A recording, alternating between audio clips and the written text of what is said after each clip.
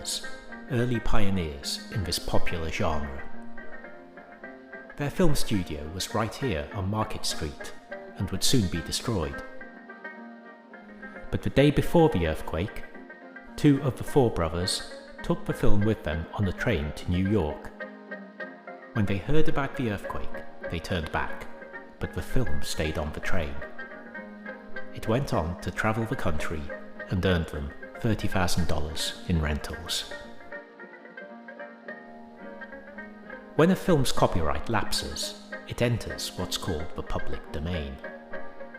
This film entered the public domain sometime in the mid-20th century. In 2016, it was digitized by the Prelinger Archive and made available online for free. But it's also available on the Getty Images website, divided into 12 clips. Each clip costs between about $400 and $6,000, depending on its intended use.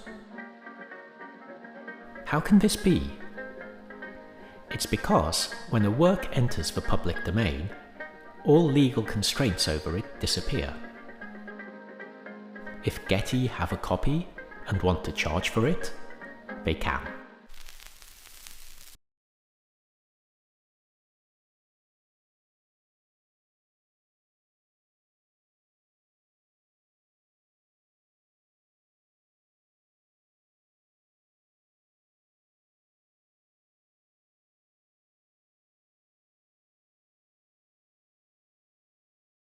Newsreel teams filming the Hindenburg's arrival on this day.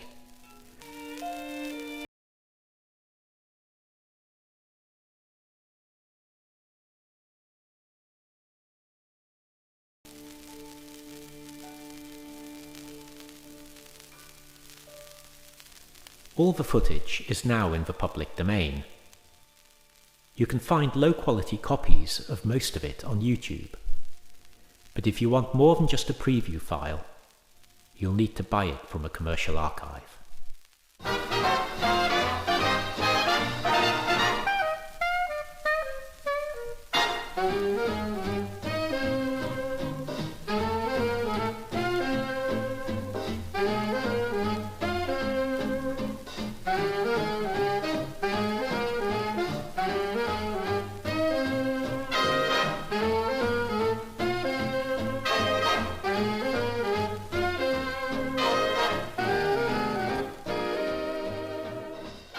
How can something be in the public domain, yet not publicly available? It's because the legal term public domain simply means out of copyright. When the copyright on an image lapses, it enters the public domain. But there's no law that says the image also has to be made freely available, to be released into the public realm. All an archive has to do when the copyright on one of its images lapses is to do nothing. The image stays behind a paywall, and they can keep making money from it.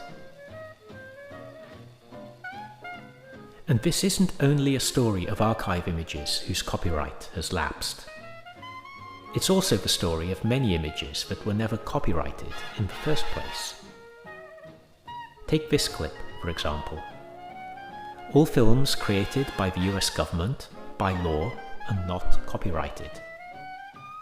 This was filmed by the US Navy, so as soon as it was shot, it entered the public domain.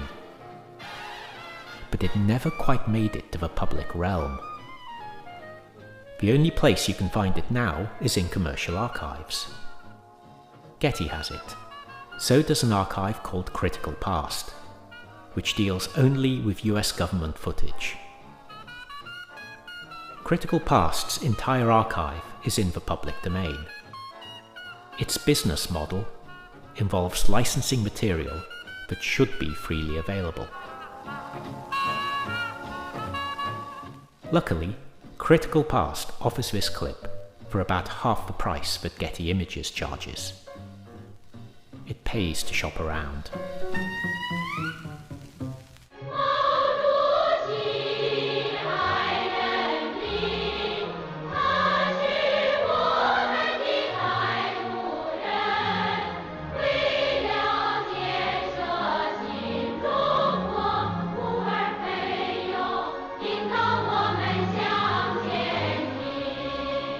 This newsreel was filmed during the Cultural Revolution. Getty licenses this too, though it was filmed in a place and at a time when private property didn't even exist.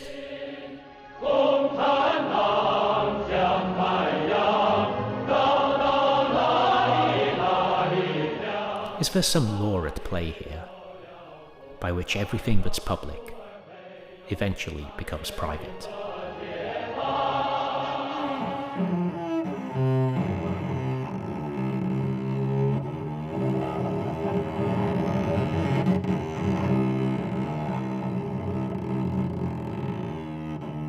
Here's another clip that migrated west.